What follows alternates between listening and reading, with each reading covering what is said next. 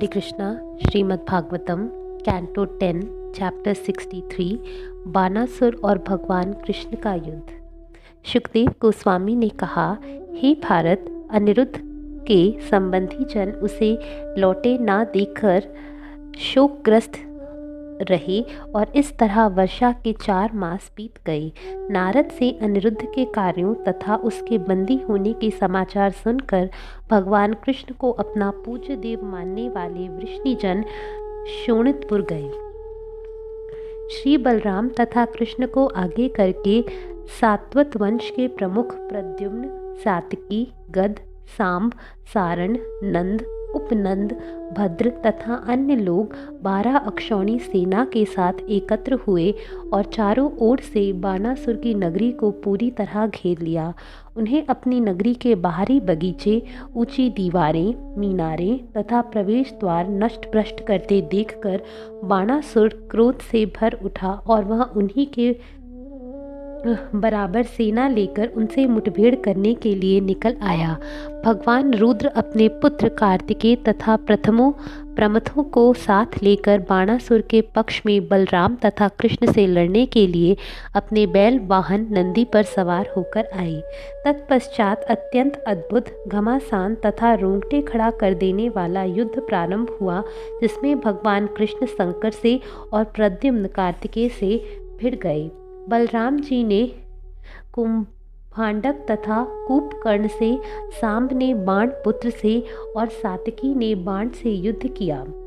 सिद्धों, चारणों, महामुनियों, गंधर्वों, अप्सराओं तथा यक्षों के साथ ब्रह्मा तथा अन्य शासक देवतागण अपने दिव्य विमानों पर चढ़कर युद्ध देखने आए।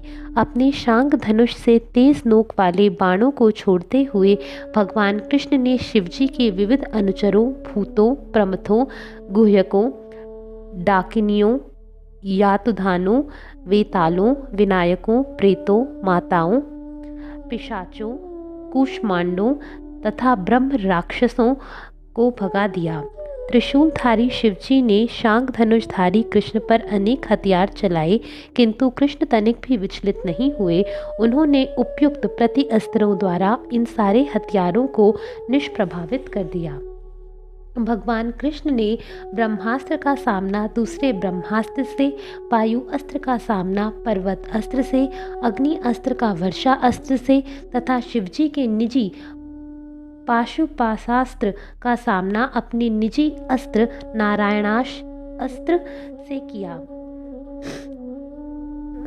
जंभारण अस्त्र द्वारा जंभाई लिवाकर शिवजी को मोहित कर देने के बाद कृष्ण बानासुर की सेना को अपनी तलवार, गदा तथा बाणों से मारने लगे। कार्तिकेय चारों ओर से हो रही प्रद्युम्न के बाणों की वर्षा से व्यथित थे, अतः वे अपने मोर वाहन पर चढ़कर युद्ध भूमि से भाग गए, क्योंकि उनके अंग प्रत्यंग से रक्त निकलने लगा था। कुंभांडक तथा कूपकर्ण बलराम की गदा से चोट खाकर धराशाही हो गए। जब इन दोनों असुरों के सैनिकों ने देखा कि उनके सेना नायक मारे जा चुके हैं, तो वे सभी दिशाओं में तितर बितर हो गए। बानासुर अपनी समूची सेना को छिन्न भिन्न होते देखकर अत्यंत क्रुद्ध हुआ। सात्विकी से लड़ना छोड़कर और अपने रथ पर सवार होकर युद्ध भूमि को पार करते हुए उसने कृष्ण पर आक्रमण कर दिया। युद्ध करने की सनक से में बहकर बाण ने एक साथ अपने 500 धनुषों की डोरियां खींचकर हर डोरी पर 2-2 बाण चढ़ाए। भगवान श्री हरि ने बानासुर के सारे धनुषों को एक ही साथ काट दिया और उसके सारथी, रथ तथा घोड़ों को मार गिराया। तत्पश्चात भगवान ने अपना शंख बजाया।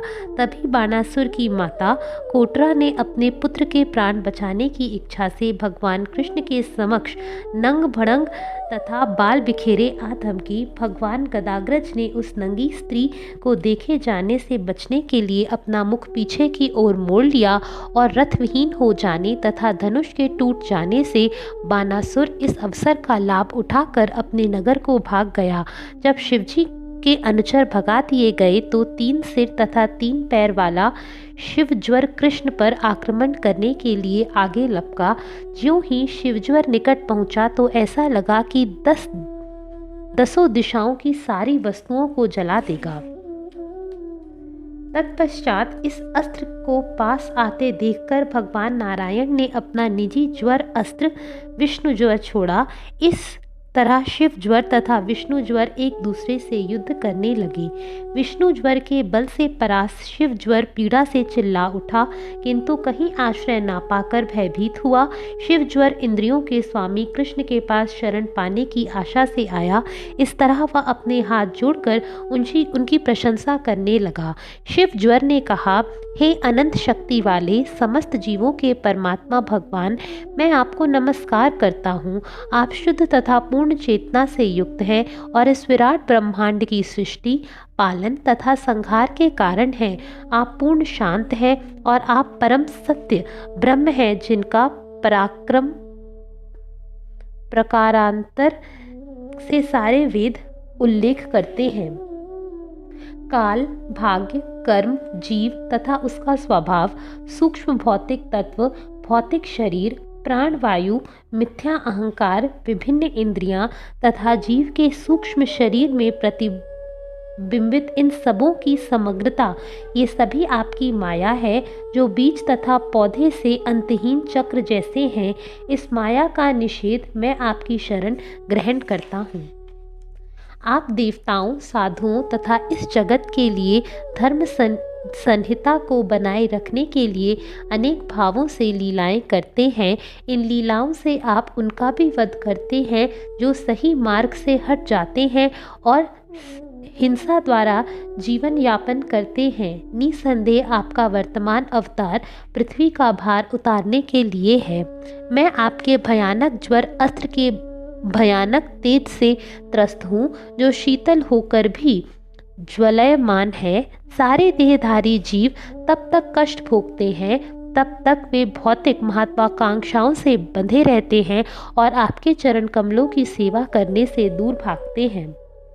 भगवान ने कहा, हे तीन सिरों वाले, मैं तुमसे प्रसन्न हूँ।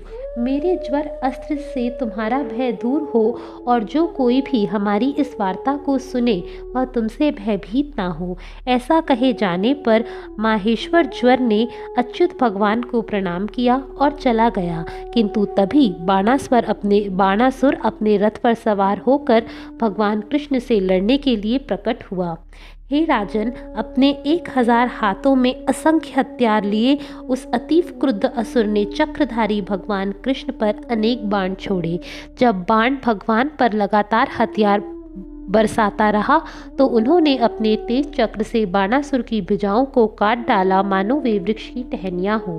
बाणासुर की भुजाएं कटते देखकर शिवजी को अपने भक्त के प्रति दया आ गई, अतः वे भगवान चक्रायुध कृष्ण के पास पहुँचे और उनसे इस प्रकार बोले। श्री रुद्र ने कहा, आप ही एकमात्र परम सत्य, परम ज्योति तथा ब्रह्म की शाब्दिक अभिव्यक्ति के भीतर के गूढ़ रहस्य हैं। जिनके हृदय निर्मल है वे आपका दर्शन कर सकते हैं, क्योंकि आप आकाश की भांति निर्मल हैं। आकाश आपकी नाभि है, अग्नि आपका मुख है, जल आपका वीर्य है तथा स्वर्ग आपका सिर है। दिशाएं आपकी श्रवणेंद्रियां कान हैं, औषधि पौधे आपके शरीर के रोए हैं तथा जलधारक बादल आपके सिर के बाल हैं। पृथ्वी आपका पाँव है, चंद्रमा आपका मन है तथा सूर्य आपकी दृष्टि नेत्र है, जबकि मैं आपका अहंकार हूँ। समुद्र आपका उदर है, इंद्र आपकी भुजा है, ब्रह्मा आपकी बुद्धि है, प्रजापति आपकी जननेंद्रियाँ हैं और धर्म आपका हृदय है। असल में आप आदि पुरुष हैं, लोकों के सृष्टा हैं। हे असीम शक्ति के स्वामी, इस भौतिक जगत में आपका वर्तमान अवतार न्याय के सिद्धांतों की रक्षा करने तथा समग्र ब्रह्मांड को लाभ दिलाने के निमित्त है। हम में से प्रत्येक देवता आपकी कृपा तथा सत्ता पर आश्रित है और हम सभी देवता 7 लोक मंडलों को उत्पन्न करते हैं। आप अद्वितीय, दिव्य तथा स्वयं प्रकाश आदि पुरुष हैं। अहेतुकी होकर भी आप सबों के कारण हैं और परम नियंता हैं। इस पर भी आप पदार्थ के उन विकारों के रूप में अनुभव किए जाते हैं जो आपकी माया द्वारा उत्पन्न हैं। आप इन विकारों की स्वीकृति इसलिए देते हैं जिससे विविध भौतिक गुण पूरी तरह प्रकट हो सके। हे सर्वशक्तिमान, जिस प्रकार सूर्य बादल से ढका होने पर भी बादल को तथा अन्य सारे दृश्य रूपों को भी प्रकाशित करता है, उसी तरह आप भौतिक गुणों से ढके रहने पर भी स्वयं प्रकाशित बने रहते हैं और उन सारे गुणों को उन गुणों से युक्त जीवों समेत प्रकट करते हैं। आपकी माया से मोहित बुद्धि वाले अपने बच्चों, पत्नी, घर इत्यादि में पूरी तरह लिप्त और भौतिक दुख के सागर में निमग्न लोग कभी ऊपर उठते हैं तो कभी नीचे डूब जाते हैं। जिसने ईश्वर से यह मनुष्य जीवन उपहार के रूप में प्राप्त किया है, किंतु फिर भी जो अपनी इंद्रियों को वश में करने तथा आपके चरणों का आदर करने में विफल रहता है, वह सचमुच शोचनीय है, क्योंकि वह अपने को ही धोखा देता है। जो मर्त्य प्राणी अपने इंद्रिय विषयों के लिए, जिनका की स्वभाव सर्वथा विपरीत है, आपको अर्थात उसकी असली आत्मा, सर्वप्रिय मित्र तथा स्वामी है, छोड़ देता है, वह अमृत छोड़कर उसके बदले में विषपान करता है। मैंने, ब्रह्मा ने, अन्य देवता तथा शुद्ध मन वाले मुनिगण सभी लोगों ने पूर्ण मनोयोग से आपकी शरण ग्रहण की है। आप हमारे प्रियतम आत्मा तथा प्रभु हैं। हे भगवान, भौतिक जीवन से मुक्त होने के लिए हम आपकी पूजा करते हैं। आप ब्रह्मांड के पालनकर्ता और इसके सृजन तथा मृत्यु के कारण हैं। आप संभाव तथा पूर्ण शांत हैं, असली मित्र, आत्मा तथा पूज्य स्वामी हैं। आप अद्वितीय हैं और समस्त जगतों तथा जीवों के आश्रय हैं। यह बाणासुर मेरा अति प्रिय तथा आज्ञाकारी अनुचर है और इसे मैंने अभय दान दिया है। अतएव हे प्रभु, इसे आप उसी तरह अपनी कृपा प्रदान करें जिस तरह आपने असुर राज प्रहलाद पर कृपा दर्शाई थी। भगवान ने कहा, हे प्रभु, आपकी प्रसन्नता के लिए हमें अवश्य ही वह करना चाहिए जिसके लिए आपने हमसे प्रार्थना की है। मैं आपके निर्णय से पूरी तरह सहमत हूँ। मैं वैरोचनी के इस असुर पुत्र को नहीं मारूंगा, क्योंकि मैंने प्रहलाद महाराज को वर दिया है कि मैं उसके किसी भी वंशज का वध नहीं करूंगा। मैंने बाणासुर के मिथ्या गर्व का दमन करने के लिए ही इसकी भुजाएं काट दी हैं और मैंने इसकी विशाल सेना का वध किया है, क्योंकि वह पृथ्वी पर भार बन चुकी थी। यह असुर, जिसकी अभी भी 4 बाहें हैं, अजर तथा अमर होगा और आपके प्रधान सेवक के रूप में सेवा करेगा। इस तरह उसे किसी प्रकार का भय नहीं रहेगा। इस तरह भय मुक्त होकर बाणासुर ने अपने माथा जमीन पर टेक कर भगवान कृष्ण को नमस्कार किया। तब बाण ने अनिरुद्ध तथा उसकी पत्नी को उनके रथ पर बैठाया और उन्हें कृष्ण के सामने ले आया। तब भगवान कृष्ण ने अपनी टोली के आगे अनिरुद्ध तथा उसकी पत्नी को कर लिया। दोनों सुंदर वस्त्रों तथा आभूषणों से खूब सजाए गए थे और उन्होंने उन दोनों को पूरी अक्षौणी से घेर लिया। इस तरह भगवान कृष्ण ने शिव से विदा ली और प्रस्थान कर लिया। तत्पश्चात भगवान अपनी राजधानी में प्रविष्ट हुए।